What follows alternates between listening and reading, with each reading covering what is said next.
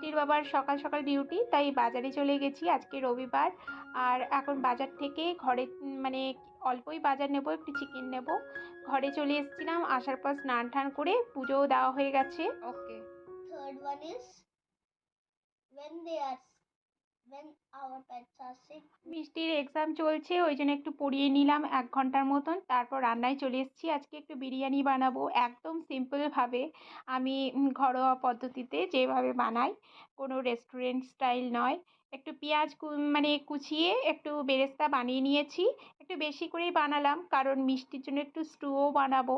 Chicken স্টুতে একটু বেরেস্তা বা অল্প একটু পেঁয়াজ ভাজা দিলে টেস্টটা আরও বেড়ে যায়। চলো, এইদিকে আলুও ভেজে নিয়েছি, গোটা গোটা আলুগুলো।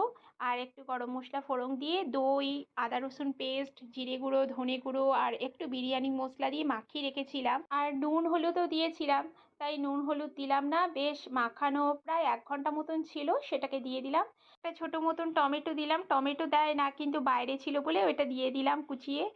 আর তার সঙ্গে দিয়েছি একটু লঙ্কা গুঁড়ো, দিয়ে ওটা ভালো করে কষিয়ে উঠলে একটু জল জল অবস্থায় ছেড়ে দেবো। এই যে হয়ে গেছে কষানো, আর পাশে ভাতটাও করে নিয়েছিলাম। এবার চিকেনটা দিয়ে দিলাম, আলুগুলো দিয়ে দিলাম, উপর থেকে বিরিয়ানি মশলা মানে যেটা আমি ঘরে বানাই, আর উপর থেকে ভাতটা দিয়ে দিলাম। এবার বেরেস্তা আর আবার একটু দিয়ে দেবো, ঘি, গরম মশলা আর বিরিয়ানি মশলা, একটু ধনে পাতা, এসব দিয়ে তাওয়াতে বসিয়ে দিলাম। বেশ ভালো হয়েছিল খেতে, ঘরোয়া উপায়, দারুণ হয়েছিল। তোমরা রেসিপিটা ট্রাই করতে পারো। আজকের মতন বাই বাই।